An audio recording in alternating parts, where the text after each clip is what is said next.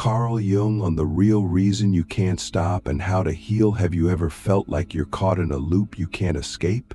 Like you're stuck doing the same things, making the same mistakes, thinking the same thoughts, even when you know they're harming you?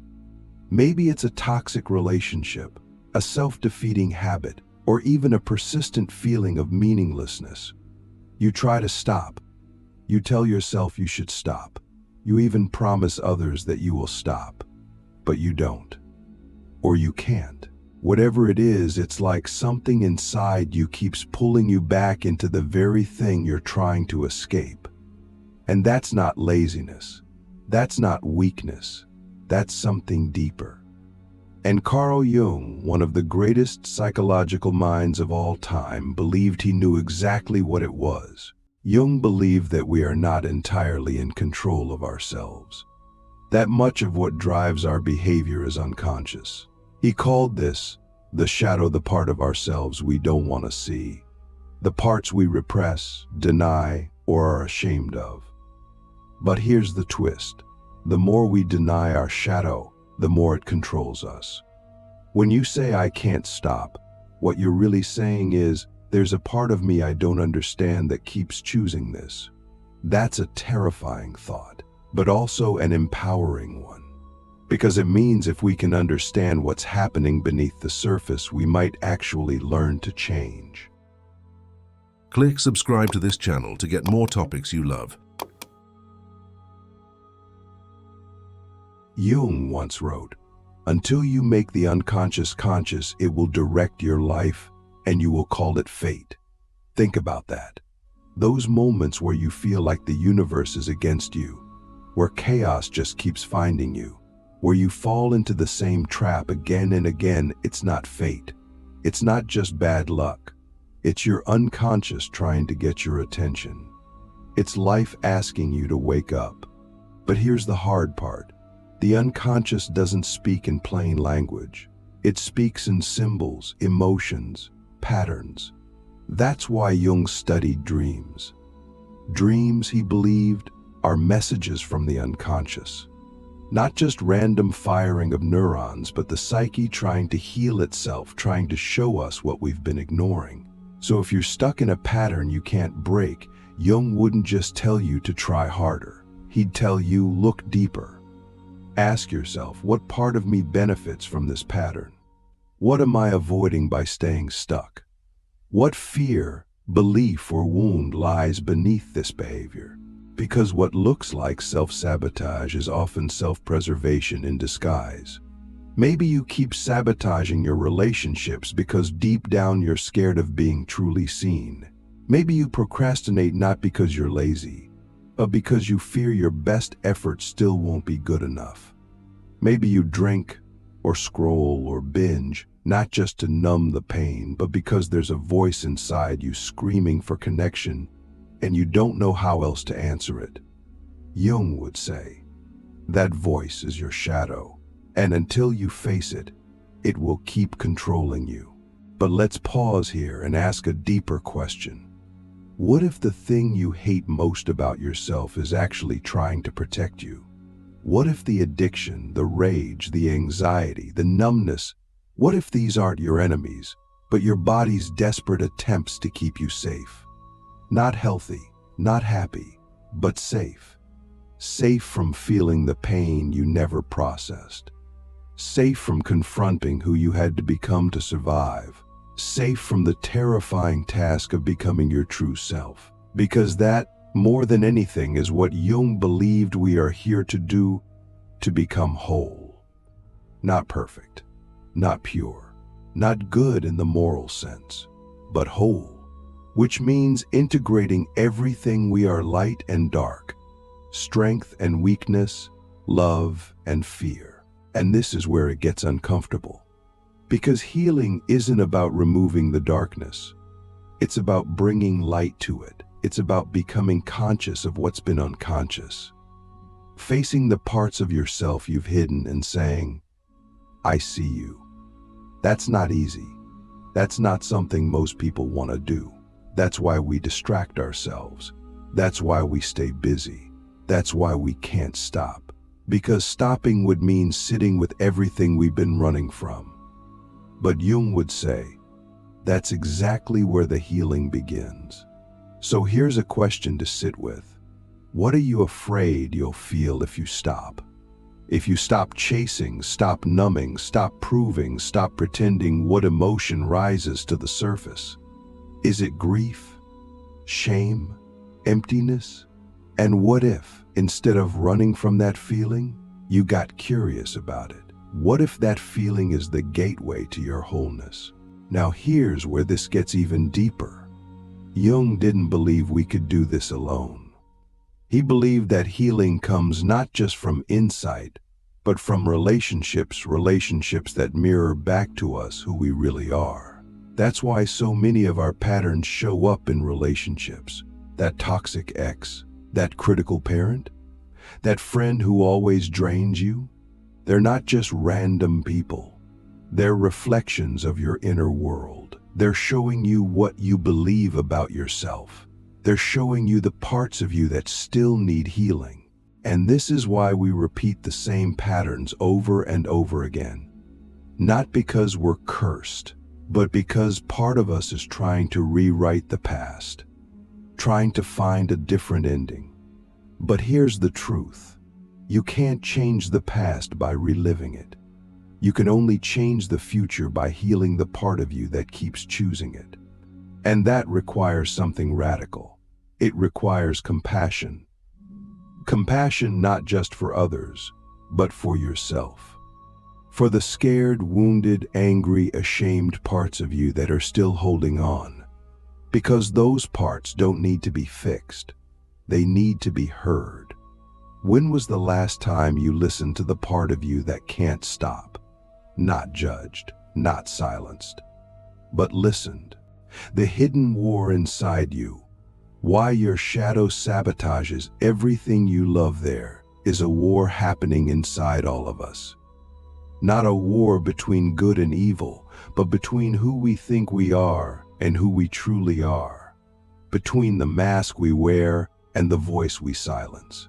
Between the life we perform and the life we long for. Carl Jung called this the war between the ego and the shadow. The ego wants control, wants certainty, wants to be seen as good, successful, worthy. But the shadow, the unconscious, repressed, denied part of us holds the truth. It holds our pain, yes, but also our power. It holds not just our trauma, but our potential. And as long as we deny it, it will fight for our attention. It will sabotage our lives, not to destroy us, but to wake us up. We think sabotage is failure. But what if it's actually feedback? What if the things that keep falling apart in your life, the relationships, the jobs, the dreams, are not punishments, but patterns? Patterns showing you where you are split inside, where part of you is trying to move forward, but another part still lives in the past. Jung believed this inner split is the root of most suffering. Because when we are divided, we live in contradiction. We say we want love, but we push it away. We say we want success, but we procrastinate.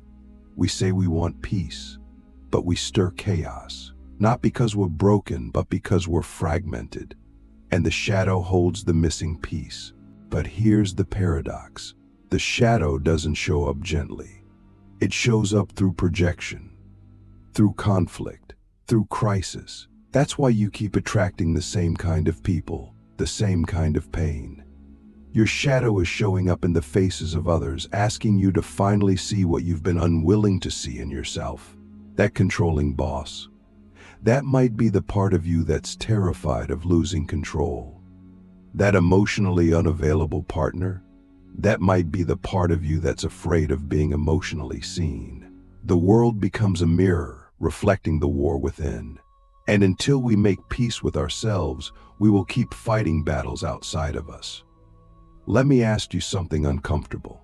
What if the person who hurt you the most represents the part of yourself you've rejected the most? Not because you deserve to be hurt, but because that experience awakened a wound already inside you.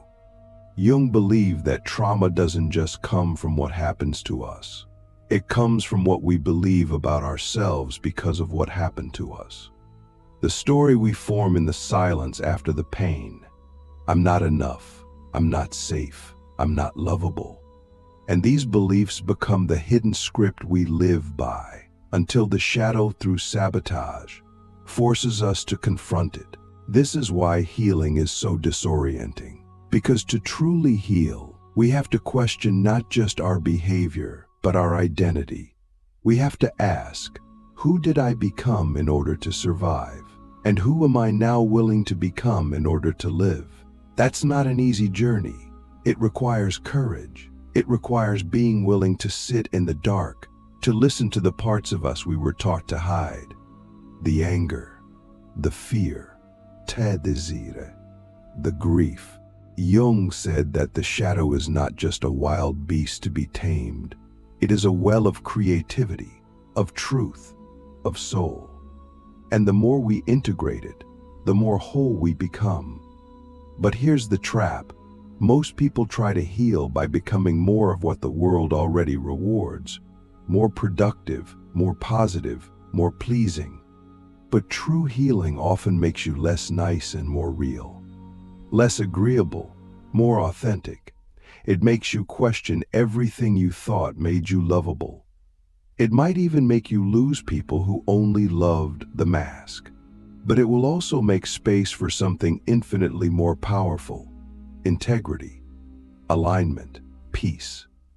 Not the kind of peace that avoids conflict, but the kind of peace that can stand in the storm and say, I know who I am. So here's a question to hold in your heart. What part of you is trying to come home through the very thing you're trying to avoid?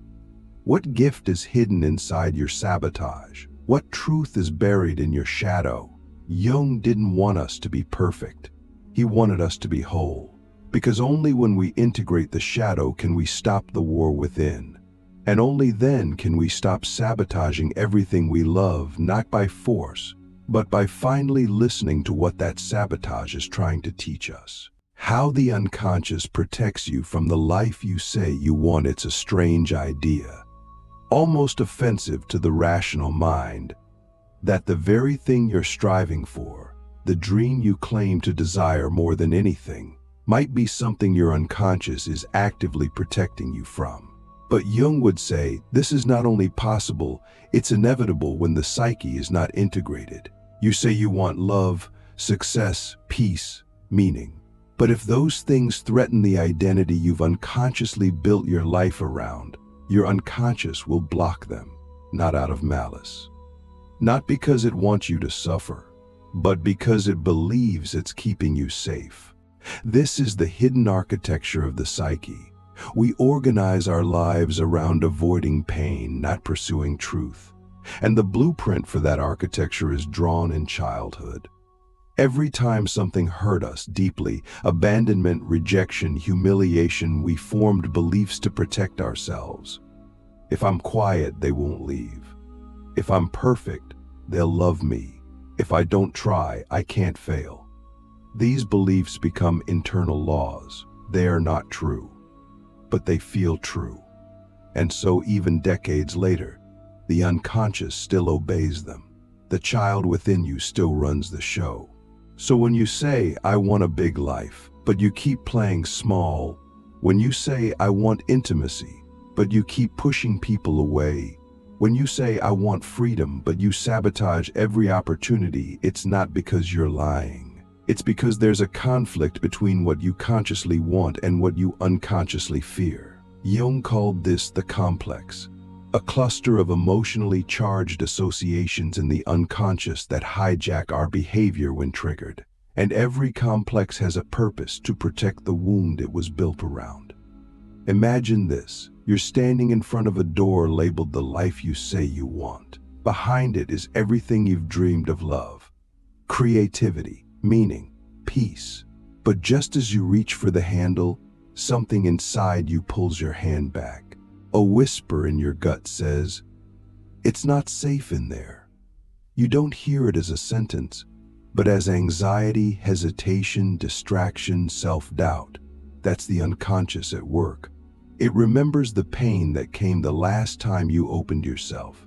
It remembers the betrayal, the shame, the disappointment. And so, without your permission, it slams the door shut. This is why insight alone doesn't lead to transformation. You can understand your patterns. You can read all the books, go to therapy, make vision boards. But if the unconscious still associates your dreams with danger, it will resist you at every step. Not because it's broken, but because it's loyal to the identity you formed to survive.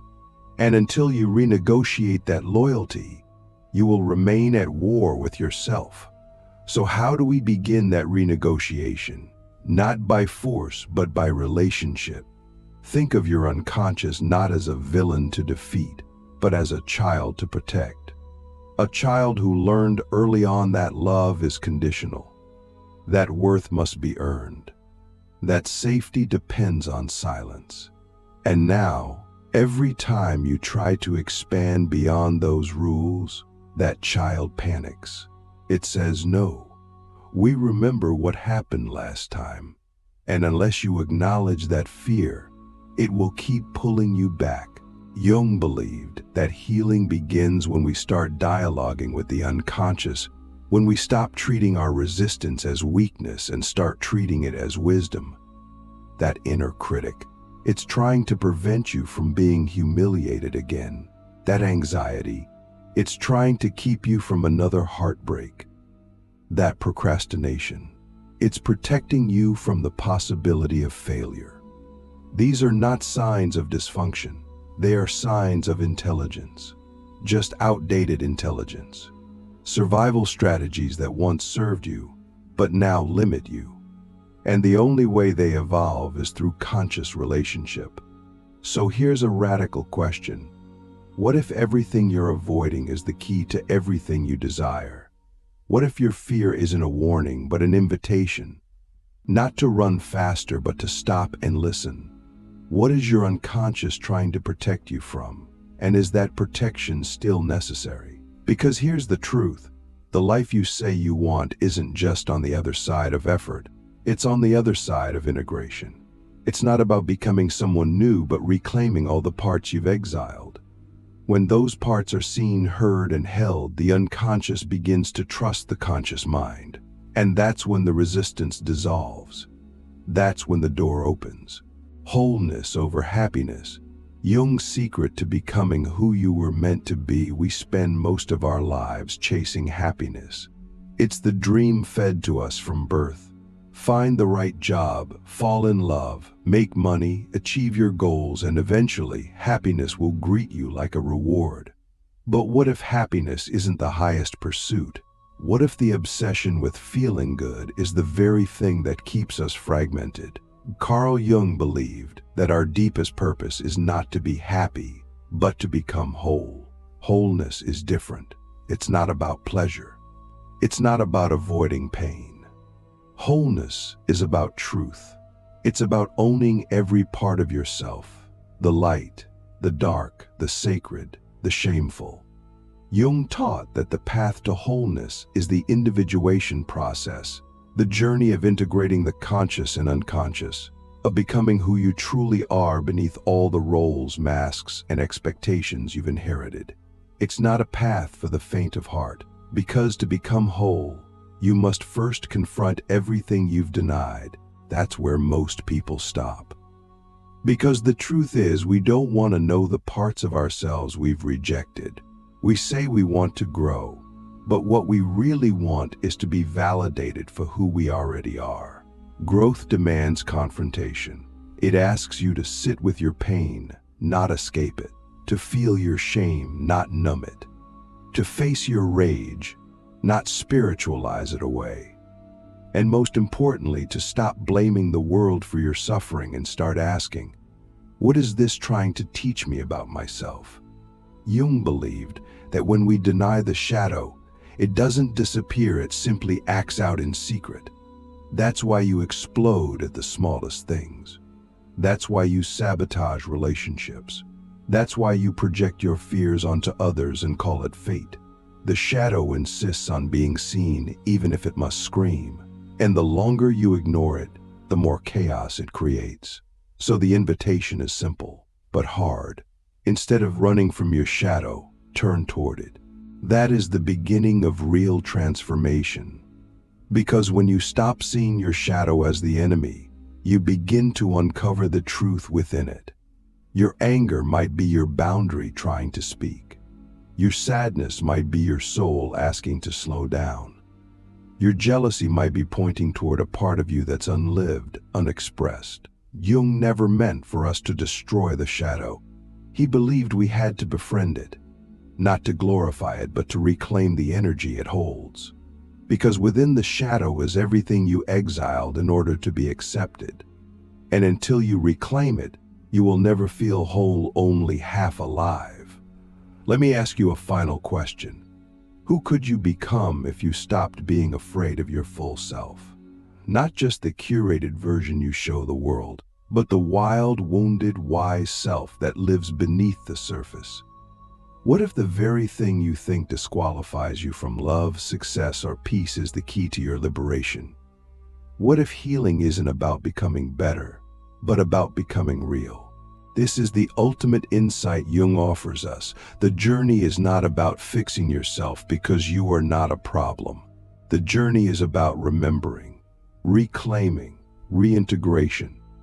When you stop dividing yourself into acceptable and unacceptable parts, you begin to embody your totality. And with that comes a depth of peace, not dependent on circumstances, but on coherence, alignment, truth. Happiness is fleeting, but wholeness is eternal. Because wholeness makes space for every part of you, even the parts you once thought would destroy you. And in that space, you find something deeper than happiness. You find freedom. So if you feel like you can't stop, if you feel trapped, stuck, lost, don't just ask how to escape. Ask what part of you has been waiting to be found. Because the real reason we can't stop isn't weakness. It's that we haven't yet come home to ourselves. And once we do, the need to run, to numb, to chase, it fades. Not because we've finally become perfect, but because we finally become whole. And that, Jung would say, is where true healing begins.